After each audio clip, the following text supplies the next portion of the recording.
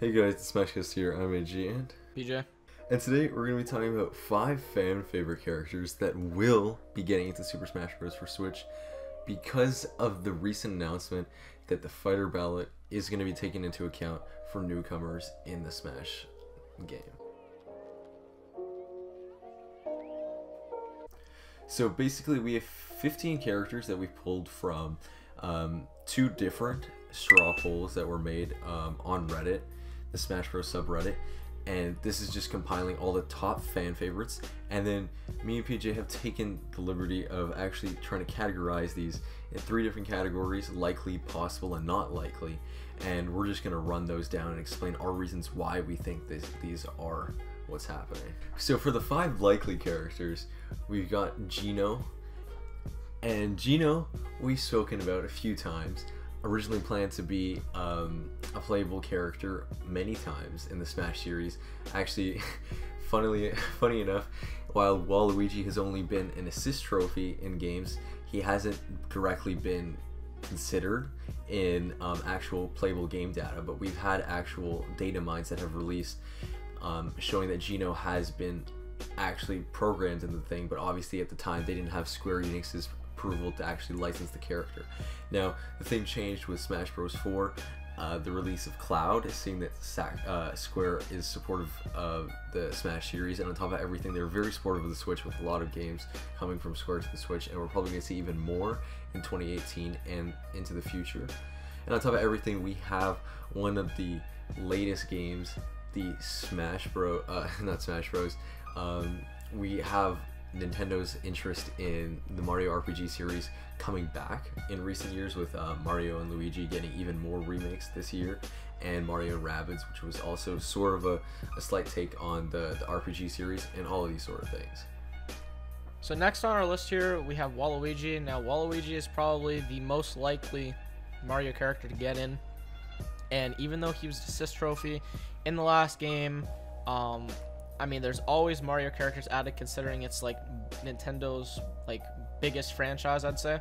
So I mean, Waluigi is the one character that has like a fit enough moveset, and pretty much his time is of the essence, and he's gonna get in. Definitely not Daisy, because that's already a alt costume. So I don't know what crack those people are smoking, but yeah, it's Waluigi's time to get in. Especially since Aces is coming out soon.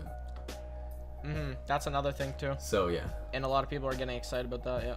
Just like Little Mac, an assist trophy that became a character, Waluigi is definitely going to see the treatment. And next, speaking of Mario vs. Rabbids, we've got Raymond. So Raymond is, okay, aside from one other third-party character that we're going to talk about later, is the highest third-party in terms of votes. And we can obviously see why. Now, Legends being an exclusive for the Wii U originally, is not the case anymore. That would have made a lot of sense to come out on the Wii U, but in terms of Ubisoft's relationship with Nintendo in recent years in doing Mario vs. Rabbids and many other such games that are coming to platforms, some that haven't even panned out like Steep, but we do see that Ubisoft is definitely supporting the Switch system with Stick of Truth and all of these other, not Stick of Truth, whatever, the new South Park game and all these different things. Ubisoft could not wait any longer. I think that they're finally going to get the representation in Smash, finally. So next here we have Shovelknight. Now, even though it is an indie game, there's some evidence to this. Not only was this a very voted character in the ballot, but also, if you remember from last time when the ballot was going on, Yacht Club tweeted out about their like kind of push for Shovelknight to get in the game. And you notice this time around, they're pretty hush-hush now. You could say that they might be under an NDA because he could be getting in, possibly. But who really knows, because that was the ballot when they said that. But just take that into consideration. But anyway, Shovelknight has an amiibo already.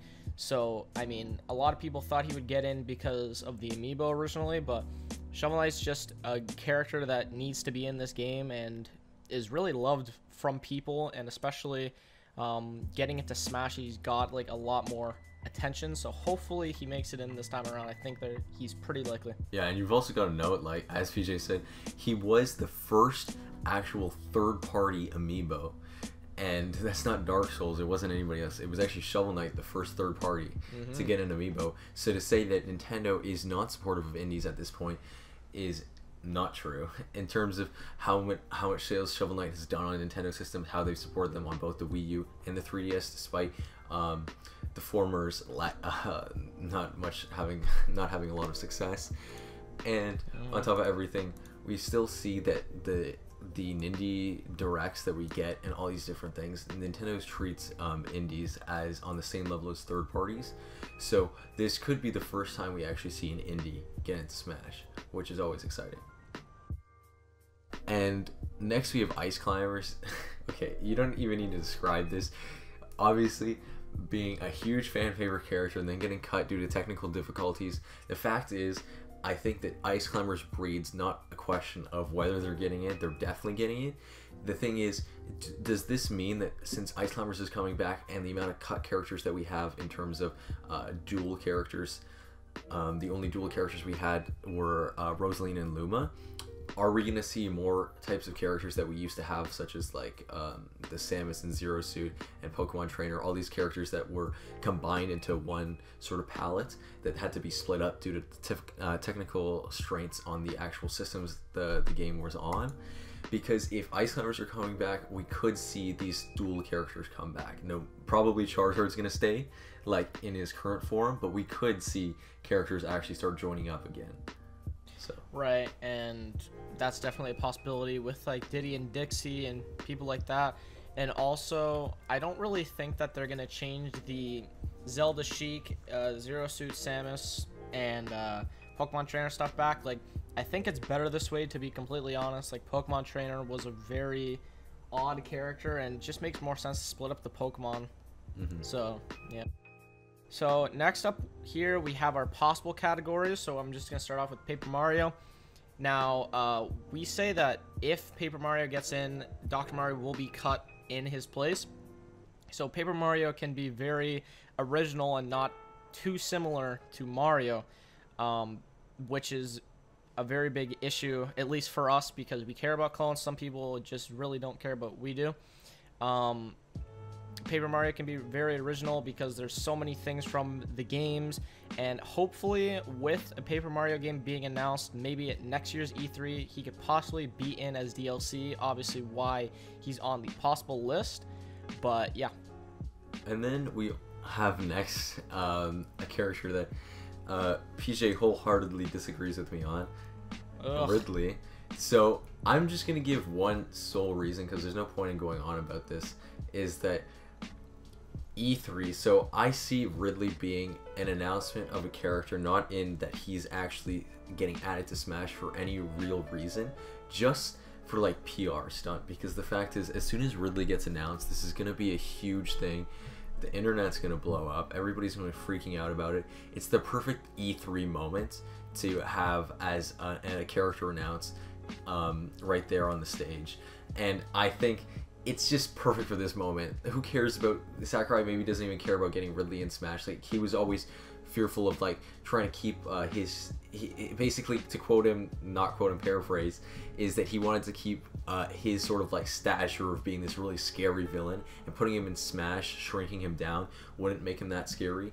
But the amount of announcement that the PR that would come out of this, the whole insanity, I think that Sakurai has to do it. It's just too crazy. They're gonna do it, at least from my point, but whatever.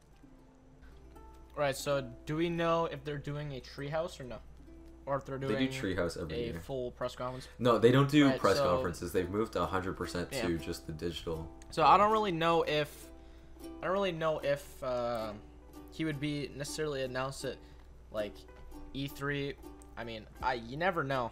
Like, if Ridley was in the game, I could see him as like the stage boss again, or like some sort of playable boss idea, which we can maybe make a video sometime in the future about that concept. But I don't know. I don't think he'll be in, but you think it's possible. So anyway, let's move on. So next on the list here, we have King K Rool. Now, King K Rool is pretty interesting because has not been in a game since 2008, because everyone hated on us for our last video, 1999, where we said that the last time he was in game was 1999, and people said he was in a Mario baseball game. Okay, that doesn't count. We were like, Mario Sports. We were talking. That's we were not literally canon. talking. That's not canon. Yeah, we were literally talking about Donkey Kong games, not Super Sluggers on the friggin' Wii. Jesus. Anyway, moving on. King K. Rool is an enemy from the Donkey Kong Country series, the old games, and could be very interesting if he gets in. It would be a good fit, but this is why it's on the possible list, because it's just from so long ago, and that kind of goes into the rare era of the Donkey Kong Country games. So there's a bunch of red flags around there. You really never know if they'll get him in the first place because of all the problems behind King K. Rool. And next we have Banjo Kazooie. My main argument for this was technically already stolen by PJ, but okay, whatever. Basically, the main argument for this is that, sure, it's definitely, I'm sure that they want Banjo finally in Smash, but okay, Microsoft's gonna ask for a lot of money, and he's not getting in base roster guaranteed. He could be DLC, post-game DLC, and then at that stage that Microsoft would ask for some royalties on said DLC, and Nintendo definitely won't do it for 100% of the profits. And the thing is, it depends on how greedy Microsoft is. Microsoft's gonna ask for 100%, Nintendo's gonna say no freaking way, and then Microsoft is going to have to either back down and lower the royalty, or it's not going to happen. Now, the other thing is the reason why, okay, obviously it's not base game. We have, the fact is that if Phil Spencer's talking openly about this, and this is the part that PJ stole my buzzword, but okay, I'm going to bring it up again anyways, his NDA, technical speak for some really crappy stuff. Okay, whatever. It's just a stupid word.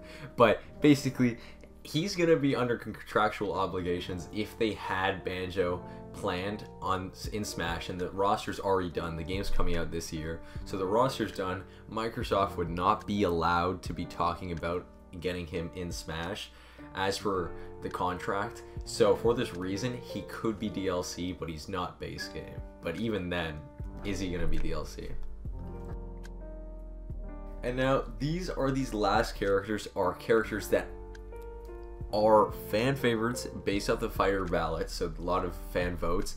However, we don't think they're likely.